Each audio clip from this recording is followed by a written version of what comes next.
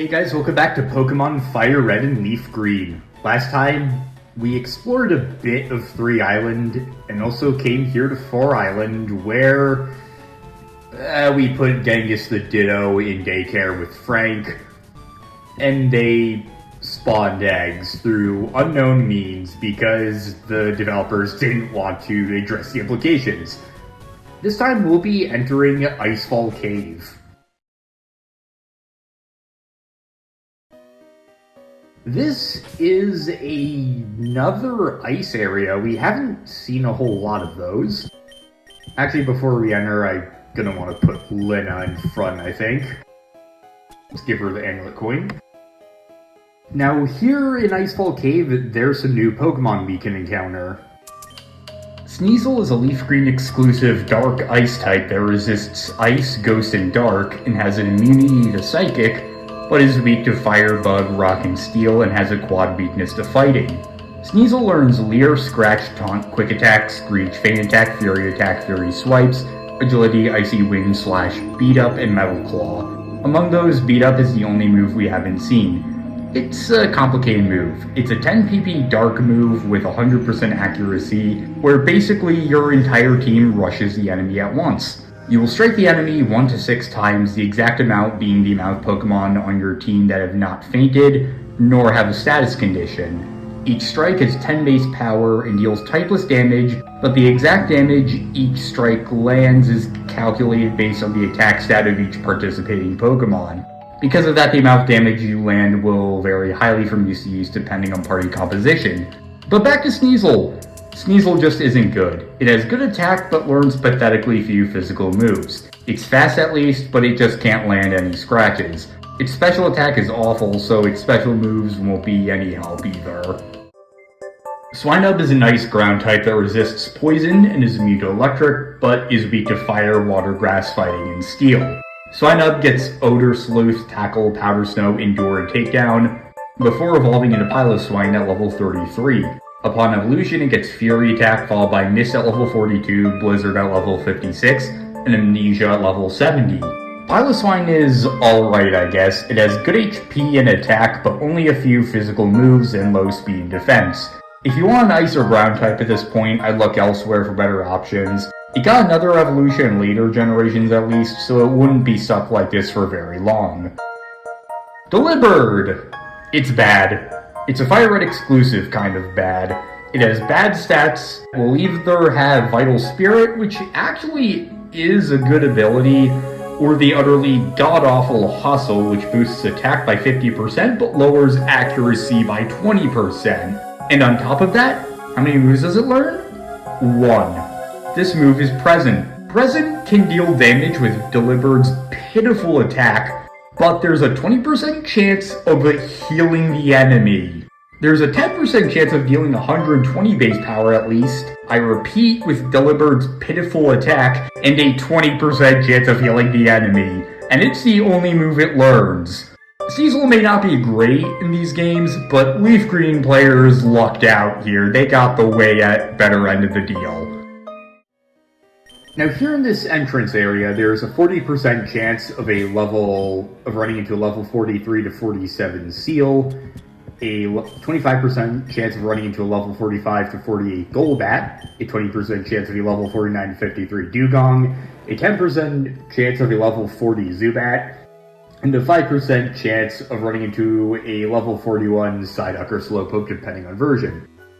We also can't go up the waterfall. Now actually, while surfing, I should mention there is a 60% chance of a level 5 to 35 Seal, a 30% chance of a level 5 to 35 Psyduck or Slowpoke, a 5% chance of a level 35 to 40 Dugong, and a 5% chance of a level 5 to 15 Wooper, FireRed, and Morel and LeafGreen. For the Good Rod, the odds are the same as in Fuchsia City, and for the Super Rod, the odds are the same as in Viridian City.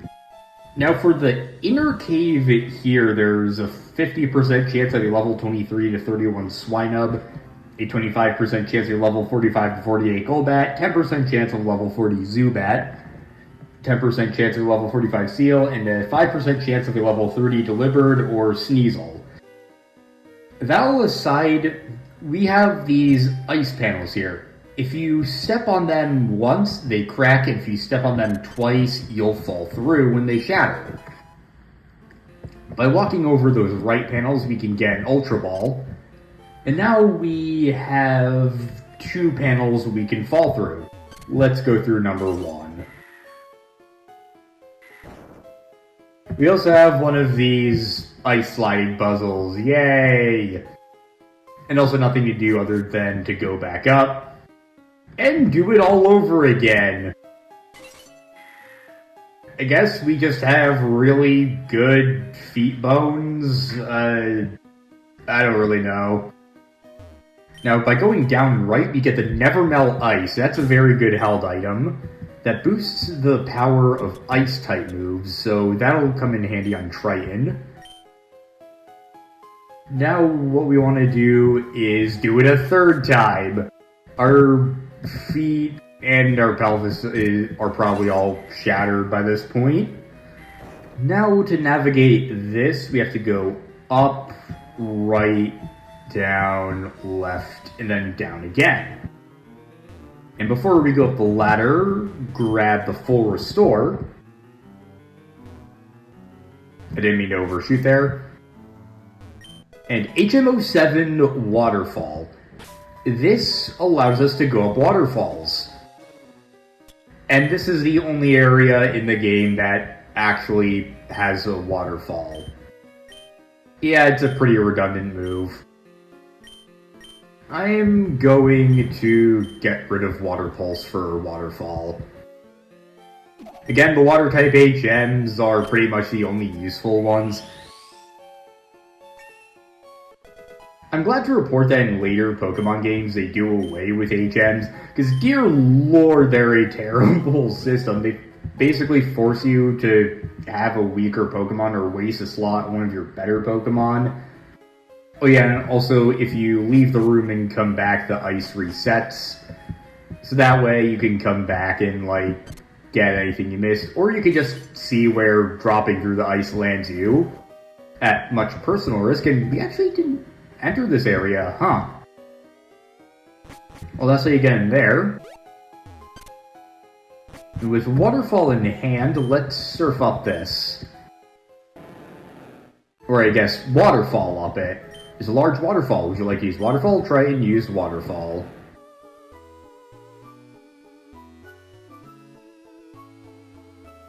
And up here, let's go down this ladder, and if you want, you can just go back to the entrance and do that all over again, but why would we want to do that? And now for the back of the cave.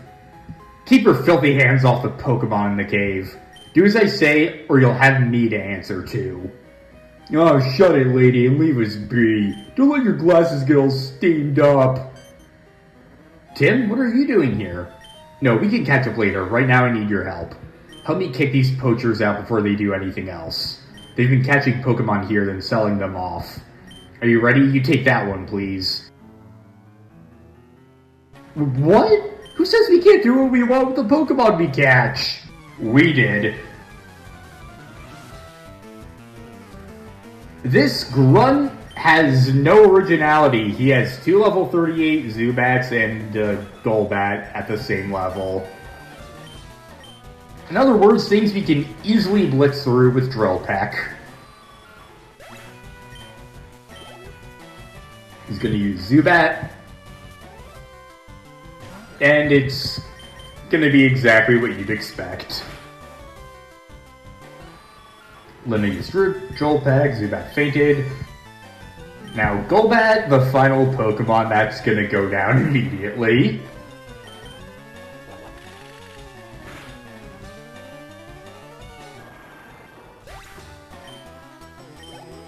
Clear defeat Team Rocket Grunt. We didn't plan on this.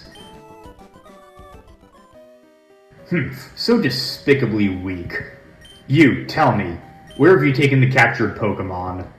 I'm smashing your ring once and for all. No way, I'm not telling you that. If you won't confess, we'll deep freeze you. My Lapras is furious for what you've done to its friends. Go Lapras, Ice Beam! She is not messing around, damn. Okay, I'll talk. The Pokemon are in the Rocket Warehouse on 5 Island. There, I said it will be going down, but I'll doubt you'll ever make it to the Rocket Warehouse.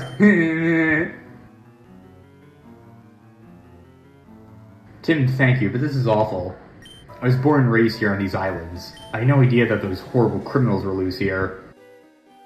Apologies for the interruption, but I'm recording in a much larger space here, which is why I sound a bit more echoey, and my fridge started running again, so I apologize if you can hear that in the background. And no, I'm not going to go catch it. Lorelei doesn't say anything else, but it's a nice bit of characterization to an Elite Four member, since, let's be honest, the gym leaders in Elite Four don't really have a whole lot of characterization in these games. I definitely appreciate additions like that flesh it out. Now, we've heard that the Icefall Cave connects to the sea, although there actually is some debate about whether or not we're actually at the back of the island here, or if we are just in a giant cave that connects via streams. In Pokemon Masters EX, there's a picture of the back of Icefall Cave, which seems to indicate that it is just a massive cavern. But I guess it's all up to interpretation. Also, the first time I saw Pokemon Masters EX trending on Twitter, I thought it said Pokemon Master Sex. Hey, don't blame me, blame lowercase. Now, the odds for surfing in the back of Icefall Cave are interesting. There's a 95% chance of a level 5 to 45 Tentacool, a 4% chance of a level 35 to 45 Tentacruel, and a 1% chance of a level 30 to 45 Lapras. This is the only place to catch a wild Lapras in Gen 3. And also the only way to get Lapras in-game besides the one you get at Silphco. So, if the one you got in Silphco wasn't of a very good nature, then this is a great place to go and get it. Or if you want to breed a Lapras and you got a male one, although technically you could just use Ditto.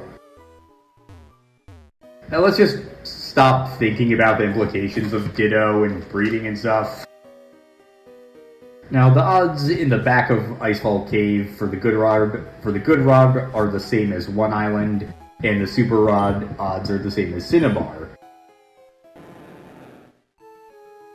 Going back outside, 4 Island is a bit of an interesting location. There are no routes that connect to it, which make it one of only 3 towns in the Pokemon franchise that are completely standalone and have no connecting routes. Another one would not appear until Gen 5, and... it's you! We are raising your Pokemon? He is standing away from the fence. So that does indicate that there's an egg. Let's go and get it. Pokemon goodness, we're surprised your Pokemon had an egg. Your Pokemon had it, you want? Yes. Didn't receive the egg from the daycare man. So that's the second potential Eevee now. Pokemon can only be doing good. Genghis and Frank have both grown by 1 level. I think we'll leave those guys there. And that's all we have to do on 4 Island, so let's go and explore the rest of the islands. Starting with 5 Island, that's where we heard Team Rocket's warehouse is.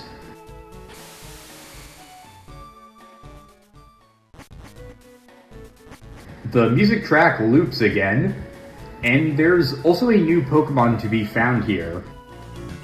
Hoppip! It's a Route 1 grass type with crappy stats. It's cute, but that's all it has going for it. I could talk more about it if it was in the Kanto Dex, but it's just introduced too late to be of any use whatsoever. Hoppip has the grass flying type, giving it a quad resistance to grass, normal resistances to water and fighting, and an immunity to ground, but weaknesses to fire, poison, flying, and rock, and a quad weakness to ice. Hoppip learns Splash for some reason. It also learns Synthesis, a 5 PP grass move that lets the user restore HP based on the weather.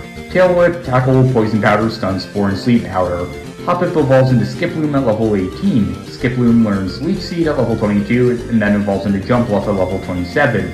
Jumpluff learns Cotton Spore, a 40 PP, 85% accuracy grass move that greatly lowers the target's speed, and Mega Drain. While having good speed and special defense, Jumpluff is just introduced far too late to be useful. It's designed to be an early game Pokemon on a post game one, and it shows. And going back to phone autocorrects, Hoppip autocorrected to GO! In all caps with 5 O's and an exclamation point.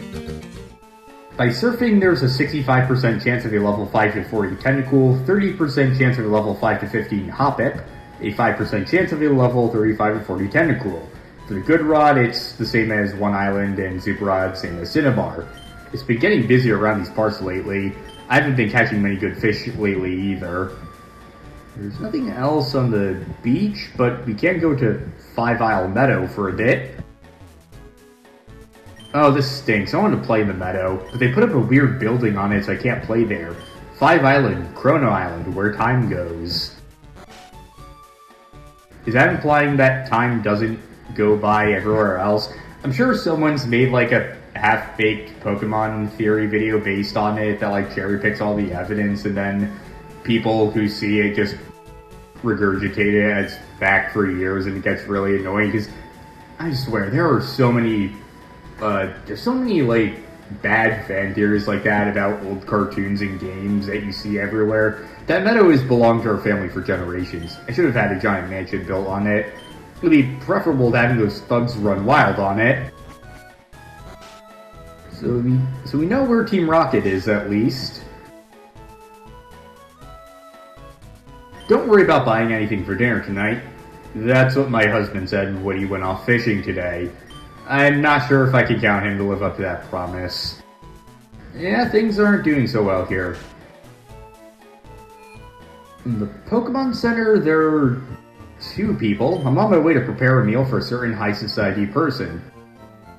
You're on a quest to catch every single kind of Pokemon? How incredible. Please tell me if you catch a strong one. 5 Island is also sort of a record in the Pokemon franchise. It is the town with... Oh yeah, we still have an open slot in the party. 5 Island is the town with the lowest population in the whole series. Bulbapedia does list a town that appears in Sword and Shield as the one with the lowest population, but there are 3 story-important characters who hail from that town and who actively live there. Even though they're not seen in the town very often, because, well, they're story-important characters and aren't NPCs, I don't really think it makes a lot of sense to say that's smaller than 5 Island when 5 Island actually does have fewer NPCs and residents. Yeah, that's just something that bothers me. And I also realize we have to put someone in storage because of Cut. Well, we need Cut. Charlie's currently at the highest level of everyone, so I think I'm going to put him in storage for now. Going back to 5 Island, let's enter 5 Isle Meadow. This tree looks like it can be cut down. Todd used Cut. There's a max potion there. Now on 5 Isle Meadow, I'm pretty sure it's supposed to be called 5 Island Meadow, but they had to shorten it. There's also a new Pokemon. Sentret is one of my favorite Pokemon. Seriously, I love this little guy. Even if he's a standard normal type that has awful stats, is completely useless. I like having him around anyway. He gets the ordinary normal type starter kit, complete with Scratch, Defense Curl, Quick Attack. You get the idea. It's all low power attacks we used at the very start of the adventure and got rid of as soon as we could. At level 15, Sentret evolves into Furret, and oh my god, it got even better. It's one of the cutest Pokemon of all time. But it's just mediocre stat-wise. I'd catch it just because of how much I adore it, but not for a team. Qwilfish is a FireRed exclusive water poison type that gets Poison Sting, Spikes, Tackle, Harden, Minimize, Water Gun, Revenge, Take Down, Hydro Pump, and Destiny Bond. It gets the new move Pin Missile at level 21. This is a 20 PP bug move with increasing power, decreasing accuracy. Yeah, here's the table. Qwilfish is the return of the mediocre water types. It has a lot of resistances at least. It got better utility in later generations, but it's more or less dead weight for now. Remoraid is a LeafGreen exclusive water type that comes with Water Gun. It has a rough time of it while leveling up. It gets Lock On at level 11 and doesn't get anything else until level 22, when all of a sudden it gets Aurora Beam, Bubble Beam, and Psybeam all at once. Then at level 25, Remoraid evolves into Octillery? This is one of the most infamous evolutions in series history due to how little sense it makes for a fish to evolve into an octopus. At level 25, Octillery learns Octazooka, a move that only Octillery can learn, with a few exceptions considering it's technically an egg move for some Pokemon, but I digress. It's a 10 PP water move with 65 power, 85% accuracy, and a 50% chance of lowering the enemy's accuracy. At level 38, Octillery learns Focus Energy, and then Ice Beam at level 54, and Hyper Beam at level 70. Octillery bothers me a lot, not just because of how weird its evolution is. It has the makings of good Pokemon, but lacks in execution. It has good offensive stats, it can learn ice moves, but it just has really weak defense and is terribly slow. It also has a useful ability with Suction Cups, which prevents it from being forced to switch out or flee. It really could use a new evolution, but it's never gotten one. Octillery remains in the mediocre water type tier, even though it could easily break out of it. Here, there's a 30% chance of running into a level 10 to 15 Sentret, a terribly low level for a wild Pokemon this late, a 20% chance of a level 44 Pidgey, 50% chance of a level 48 to 50 Pidgeotto, 10% chance of a level 41 Meowth, 5% chance of a level 47 to 50 Persian, and a 5% chance of a level 41 Psyduck or Slowpoke. Also, we got some Rocket Grunts. This area is strictly off limits. Ow, ow! This first Team Rocket Grunt is going to have a level 48 Rattata, Grimer, and Muck. Again, very predictable. Player defeat Team Rocket Grunt. Is this for real? You don't have any business here, go home! Now going down, there's another tree we can cut. And another grunt. You'd be wasting time even if you were to get by me. This grunt is going to have a level 48 Ekans and 2 Glooms. And she's also the first female grunt we've seen FireRed LeafGreen. It's so close. Oh, that makes me furious. You'll be able to get in without the passwords anyway. There's one more grunt here. There's nothing past here except our warehouse. So what brings you here? Your warehouse. This guy has a level 49 coughing and wheezing. Mithridates gross level 55. That wasn't supposed to happen. You're wanting to know what's inside this warehouse? It's better you didn't know. For your own sake, I mean. Tim entered a password. Goldine need log. Another password is needed to open the door. So we don't have access to the warehouse yet. But we do have access to this area we can surf to. The counter rates for 5 Isle Meadow for surfing and fishing are the exact same as the quote-unquote main town. There's a PP up on this ledge here, so you're definitely going to want to grab that. Now let's surf off from the meadow and out into the memorial pillar. There's an island here we can run across with a lot of trainers and some berries. I'm the eldest of the bird brothers. The best thing about birds, it has to be the beak. This is Birdkeeper Milo. I'm assuming his last name is Bird. He's gonna have level 47 Pidgey and a level 49 Pidgeotto. Oh, so sharp! You can fly to 4 Island from here. Going in this spot, there's a Raspberry. Down here, we have our second bird brother. I'm the middle kid of the bird brothers. The best thing about birds, it has to be the wings. This is Shazbird. He's gonna have level 47 Spearow and Fearow. I stand corrected, his Fearow is level 49. Just like Milo. Flap flap. There's a really somber guy over that way. Here there's a Citrus Berry. And a Bluckberry. And also the final bird brother. I'm the youngest of the bird brothers. The best thing about birds, it has to be the down. This is Harold Bird. he's going to send out a level 47 Hoot Hoot.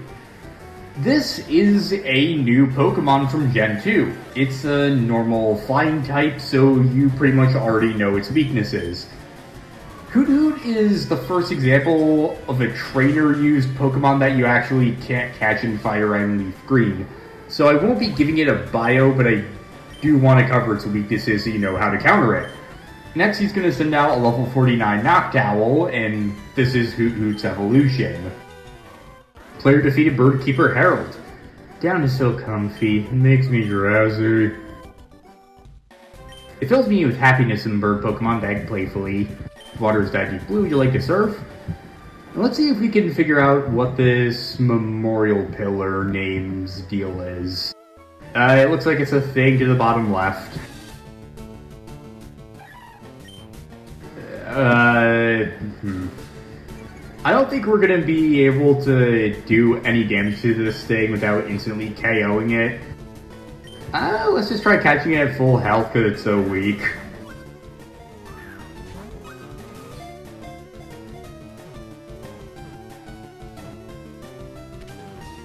Gotcha, Hoppip was caught. Hoppy. Now let's go onto this island, and here we go. It's Cairn. Did found one metal coat. I know there's also a hidden item here. Oh, I already had the item finder registered. Where exactly is it? Okay, it's up here. Oh wait, never mind, we either walked over it or it's to our right. Oh! That's a recurring item. The Big Pearl only has a 10% chance of appearing here. No response. My fridge stopped running, finally. Scrub. Hello, your Pokemon look healthy. This is where I buried my Onix. It was named Tectonics.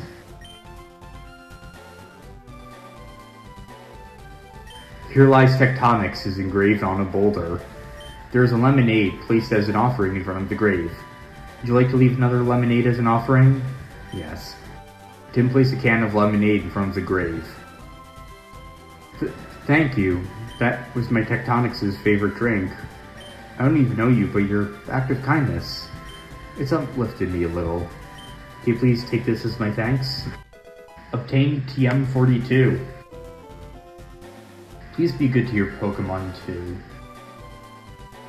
TM42 is Facade, a normal type move with 70 power and 20 PP. It does 140 power instead if the user is poisoned and paralyzed. On paper, it doubles the power for Burn too, but Burn has 0 power, so it still just hits for 70 power. Unless the user has Guts, and this was not fixed until Gen 6. But this place has always stood out to me because of, well, how sad it is that he had to bury his beloved Pokemon. And also that there was a metal coat here, that's the item you need to have Onix hold in order to evolve into Steelix, so he was probably going to evolve Tectonics into Steelix, but couldn't. It's the small details that really make it so effective. But on that note, we stopped Team Rocket, who are now wreaking havoc in the Sevi Islands. We freed Icefall Cave from them, and also found their secret base, even though we can't get in. Next time, Pokemon FireRed LeafGreen, we explore the north parts of 5 Island and see what we can find there. See you guys next time.